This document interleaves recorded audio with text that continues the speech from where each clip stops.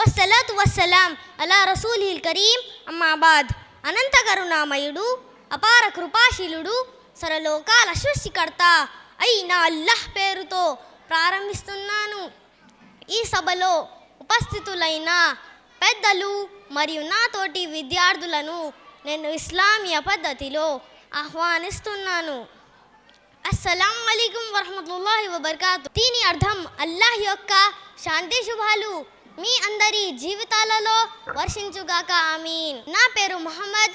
నేను 4వ తరగతి చదువుతున్నాను. నేటి నా అంశం ఇస్లాం యొక్క 5 మూల స్తంభాలు. మొదటి స్తంభం షహాదా, విశ్వాస ప్రకటన. షహాదా అంటే అష్హదు అల్లా ఇలాహా ఇల్లల్లాహు వ అష్హదు అన్న ముహమ్మదర్ రసూలుల్లాహ్. అరబీ వచనం సాక్ష్యం పలకడం. దీని అర్థం ఏమిటంటే నేను సాక్ష్యం ఇస్తున్నాను అల్లాహ్ తప్ప ఆరాధ్య దైవం ఎవరు లేరు, మరియు నేను సాక్ష్యం ఇస్తున్నాను ముహమ్మద్ సల్లల్లాహు అలైహి వసల్లం అల్లాహ్ యొక్క సందేశహరులు. రెండవ స్తంభం సలా, రోజుకు 5 పూటల నమాజులు. రోజుకు 5 పూటల నమాజు చేయడం. నమాజు అన్నది సృష్టికర్త మనిషికి మధ్య వ్యక్తిగత ఆధ్యాత్మిక సంబంధాన్ని ఏర్పరుస్తుంది. పైగా ఇది అల్లాహ్కు ఎల్లప్పుడూ విధేయుడిగా ఉన్నానన్న విషయం గుర్తు చేస్తుంది. మూడవ స్తంభం సౌం, ఉపవాసం.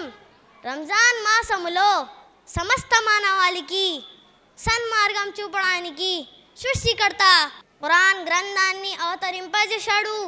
ప్రతి సంవత్సరం రంజాన్ నెలలో ముస్లింలందరూ తెల్లవారుజాము నుంచి సూర్యాస్తమయం వరకు ఉపవాసం తప్పనిసరిగా పాటించాలి. 4వ స్తంభం జకాత్, విధిదానం. జకాత్ తప్పనిసరి దానం. సోమత సంపద ఉన్న ప్రతి ముస్లిం పై విధిగా చేయబడినది. జకాత్ ద్వారా విశ్వాసి సంపదలో అతని సంతానానికి హక్కు ఉన్నట్లుగానే తన చుట్టూ ఉన్న పేదలకు, అనాథాలకు, అక్కరగల వారికి కూడా హక్కు ఇవ్వడం జరిగింది. 5వ స్తంభం హజ్, పవిత్ర కాబా గృహయాత్ర. ఆర్థిక స్తోమత తన విశ్వాసి తన జీవితంలో ఒక్కసారైనా సౌదీ అరేబియాలోని మక్కా నగరంలో ఉన్న పవిత్ర కాబాను సందర్శించాలి. ఇస్లామియా క్యాలెండర్లోని జిల్హిజ్జా మాసంలో ఈ పవిత్ర హజ్ యాత్ర చేయవలసి ఉంటుంది.